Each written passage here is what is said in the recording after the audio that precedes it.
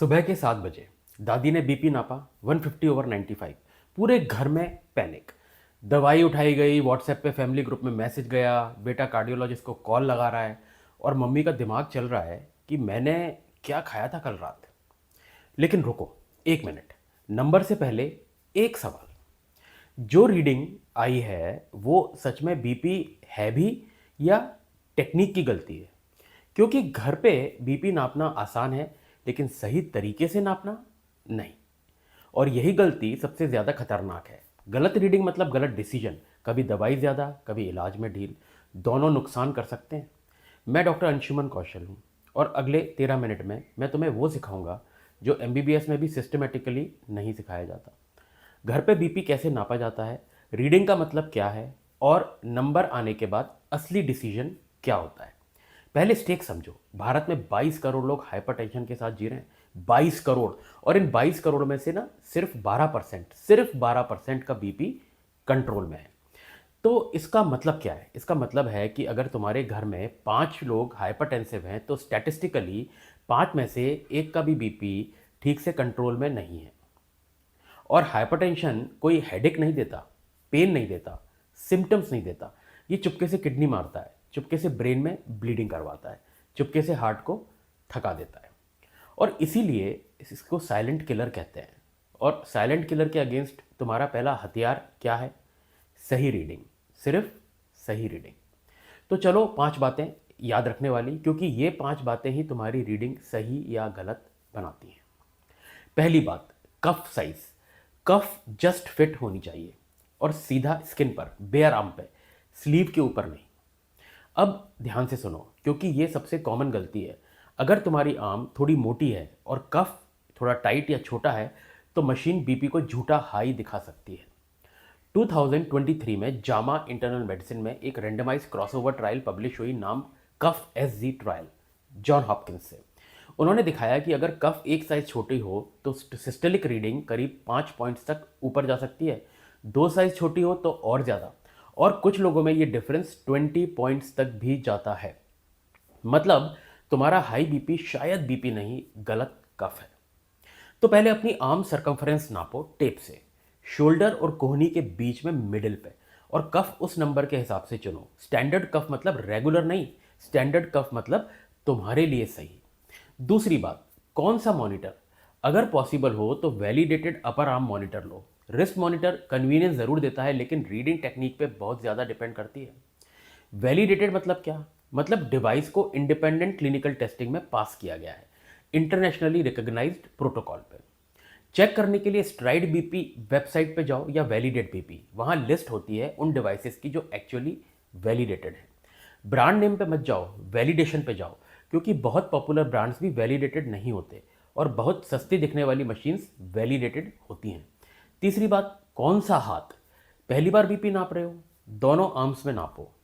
क्योंकि, और ये बात सुनो, अगर दोनों आर्म्स के बीच सिस्टोलिक बीपी में 10 पॉइंट से या उससे ज़्यादा डिफरेंस है ना, और ये बार बार रिपीट होता है, तो ये सिर्फ मेजरमेंट का इशू नहीं है, यह एक कार्डियोवैस्कुलर रिस्क मार्कर है। 2021 में इंटरप्रेस्ड आईपीडी कोलैबोरेशन ने एक मेटा एनालिसिस पब्लिश किया। 43,000 लोगों का डेटा, 24 स्टडीज, रिजल्ट 10 पॉइंट या उससे ज़्यादा का inter arm difference cardiovascular events का रिस्क बढ़ाता है, ऑल कॉज मोर्टेलिटी का रिस्क बढ़ाता है। तो अगर फ़र्क है तो इसे इग्नोर मत करो, अपने डॉक्टर को रिपोर्ट करो।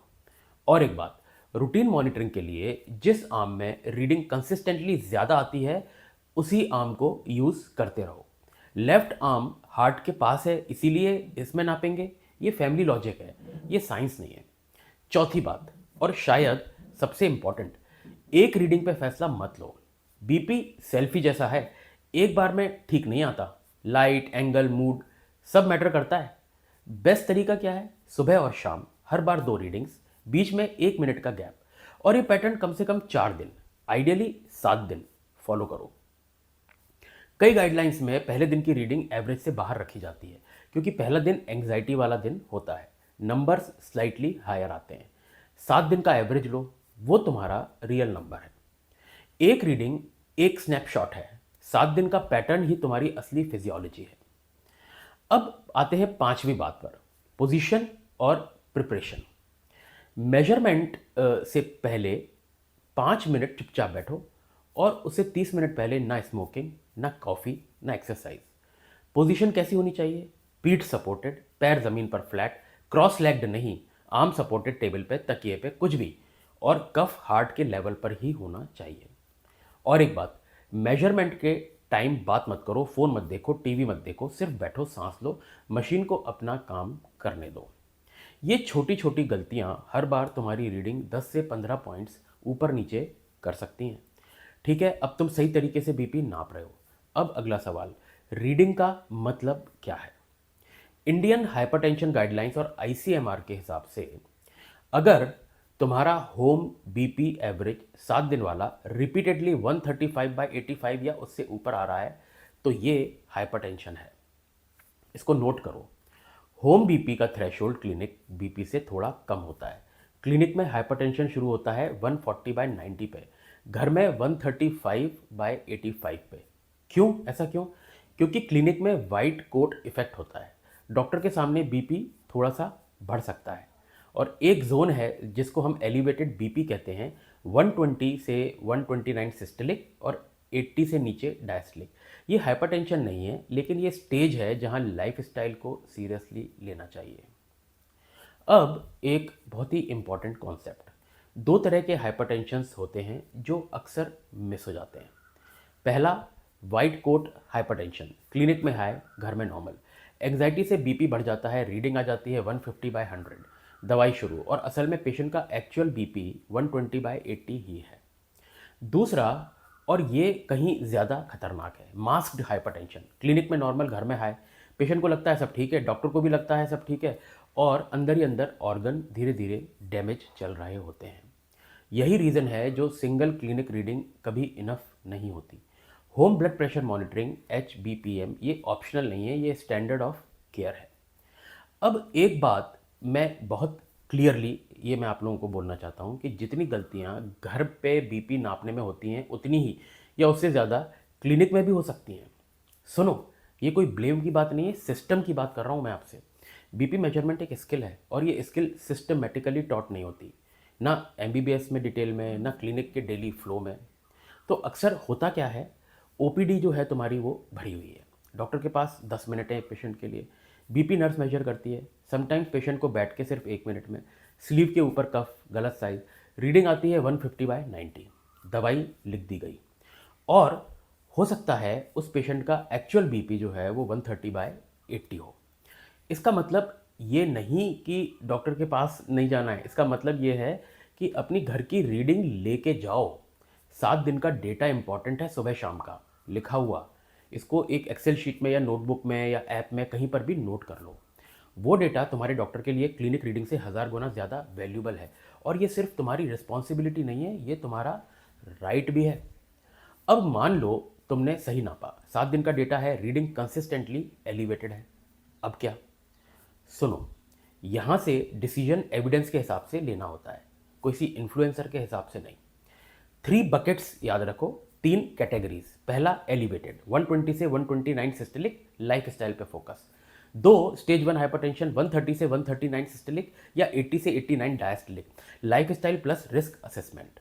3, स्टेज 2 हाइपरटेंशन, 140 या ज़्यादा सिस्टलिक या 90 या ज़्यादा डायस्टलिक, लाइफ स्टाइल प्लस दवाई यूजुअली। अब लाइफस्टाइल चेंजेस पहले ये समझ लो, ये सिर्फ हेल्दी लिविंग नहीं है, ये स्पेसिफिक मेजरेबल इंटरवेंशंस हैं। पहला, सोडियम, आईसीएमआर की रिकमेंडेशन है 5 ग्राम नमक पर डे, एवरेज इंडियन खाता है 8 से 11 ग्राम। सोडियम कम करने से सिस्टलिक बीपी करीब 4 से 5 पॉइंट्स तक गिर सकता है। 2, DASH style eating, fruits, vegetables, whole grains, low fat dairy, कम सैचुरेटेड फैट। ट्रायल्स में दिखाया है कि डैश अप्रोच सिस्टलिक बीपी को 8 से 11 पॉइंट्स तक कम कर सकता है। 3, वेट, अगर ओवरवेट हो, हर 1 किलो वेट लॉस पे सिस्टलिक बीपी को करीब 1 पॉइंट कम किया जा सकता है। चौथा, एक्सरसाइज, रोज 30 से 40 मिनट ब्रिस्क वॉकिंग भी अगर करोगे ना तो चलेगा, डोंट ओवर कॉम्प्लिकेटेड। पांचवा, एल्कोहल, स्मोकिंग, अगर पीते हो तो कम करो या बंद करो, बीपी पर डायरेक्ट असर होता है इन चीज़ों का। और 6, नींद, 7 से 8 घंटे लेस स्लीप मतलब हायर बीपी, ये बिल्कुल प्रूवन है। अब हम आते हैं दवाई के ऊपर। स्टेज 1, हाइपरटेंशन में अगर तुम्हारा कार्डियोवैस्कुलर रिस्क लो है और कोई डायबिटीज़ या किडनी इश्यूज नहीं है तो 3 से 6 महीने लाइफस्टाइल पहले ट्राई की जाती है। अगर बीपी कंट्रोल में आ गया बहुत अच्छा, नहीं आया तो दवाई शुरू हो जाती है। स्टेज 2 हाइपरटेंशन में यूजुअली लाइफस्टाइल और दवाई दोनों साथ शुरू की जाती हैं, वेट नहीं करते। और यहाँ मैं एक बात क्लियर करना चाहता हूँ, बीपी की दवाई शुरू करना हार नहीं है। वेलनेस इन्फ्लुएंसर्स तुम्हें बोलेंगे दवाई मत लो, रूट कॉज ठीक करो, बॉडी अपने आप हील करेगी। मेरी बात ध्यान से सुन लो, बॉडी अपने आप हील करेगी अगर बीपी 132/84 है। लाइफ स्टाइल जोन 160/100 पे बॉडी अपने आप हील नहीं करेगी। स्ट्रोक हो सकता है। दवाई टेम्परेरी नहीं होती, ज़रूर अक्सर लाइफ लॉन्ग होती है, लेकिन ये एक टूल है, तुम्हारे ब्रेन को स्ट्रोक से बचाता है, तुम्हारी किडनी को फेलियर से बचाता है, तुम्हारे हार्ट को थकने से बचाता है। तो दवाई प्रॉब्लम नहीं है, अनकंट्रोल्ड बीपी असली प्रॉब्लम है। अब सबसे ऑनेस्ट बात, रील के अंदर वाली बात, भारत में 22 करोड़ लोग हाइपरटेंसिव हैं, सिर्फ 12% का बीपी कंट्रोल में है। तो सवाल ये उठता है कि क्यों? इन्फॉर्मेशन की कमी नहीं है, डॉक्टर्स की भी कमी नहीं है, एटलीस्ट अर्बन इंडिया में दवाई भी अवेलेबल है, सस्ती है, जेनेरिक दवाइयाँ भी बहुत इफ़ेक्टिव हैं। तो फिर लोग फेल क्यों करते हैं? क्योंकि हाइपरटेंशन जो है ना, वो दर्द नहीं देता। डायबिटीज़ में चीनी बढ़ती है, थकान लगती है, पेशाब ज़्यादा आता है, सिम्टम्स हैं। कैंसर में लंप दिखता है, खून आता है, वेट गिरता है, सिम्टम्स हैं। हाइपरटेंशन में कोई सिम्टम नहीं आता, शुरुआत की अवस्था में खास करके। और जब कुछ नहीं होता तो दिमाग बोलता है यार मैं तो ठीक हूँ। तुम बीपी नॉर्मल होने पर दवाई छोड़ देते हो क्योंकि बीपी नॉर्मल आ गया है, और बीपी जो है वो वापस बढ़ जाएगा क्योंकि दवाई छोड़ दी। तुम दवाई इसलिए ले रहे हो कि बीपी नॉर्मल है, दवाई छोड़ने से बीपी वापस वहीं पर आ जाएगा जहाँ पे वो था। ये सबसे कॉमन गलती है और सबसे महंगी भी। अब एक आखिरी बात और कर लेता हूँ। हाइपरटेंशन हमारे घर की कहानी है। तुम्हारे दादा को शायद स्ट्रोक आया होगा, तुम्हारी मौसी को शायद किडनी प्रॉब्लम हुई होगी, तुम्हारे पापा शायद 4-5 दवाइयाँ भी ले रहे होंगे, और तुम सोच रहे हो कि अभी तो मैं यंग हूँ। मेरी बात सुनो, हाइपरटेंशन यंग में साइलेंट रहता है, 40s में बोलना शुरू करता है, 60s में चीखना शुरू कर देता है। तुम्हारी दादी का 150/90 वो ओवरनाइट नहीं हुआ, वो आज से 30 साल पहले किसी दिन किसी रीडिंग में इग्नोर किया गया नंबर भी हो सकता है। बीपी मॉनिटर एंग्जाइटी कम करने का टॉय नहीं है, ये एक डिसीजन मेकिंग टूल है। देखो, नंबर इंपॉर्टेंट है, लेकिन नंबर लेने का तरीका उससे भी ज़्यादा इंपॉर्टेंट है। तो एक काम करो, आज रात घर में बीपी मशीन की कफ साइज़ को चेक करो, अपनी आर्म नापो, दोनों हाथों में नापो, बैठ के नापो, और अगले 7 दिन सुबह और शाम सही तरीके से बीपी नापो। एक नोटबुक में लिखो डेट, टाइम, दोनों रीडिंग्स, और ये 7 दिन का डेटा तुम्हारी पहली असली बीपी रिपोर्ट होगी। और ये डेटा तुम्हारे डॉक्टर के पास लेके जाओ। डॉक्टर को सरप्राइज़ मत करो, डॉक्टर को एजुकेट कर दो अपने बारे में। चैनल पे अगर तुम नए हो तो सब्सक्राइब कर लो, आगे भी बहुत इंटरेस्टिंग वीडियो आएंगे, diabetes, cholesterol, thyroid, obesity, gallstone, सब पे same approach, brutal honesty, evidence backed. Comments करो कि तुमने ऐसा क्या नया सीखा जिसको तुम पहले गलत समझते थे। मैं हूं डॉक्टर अंशुमन कौशल और मैं यहाँ पे इल्यूजन तोड़ने आता रहूँगा।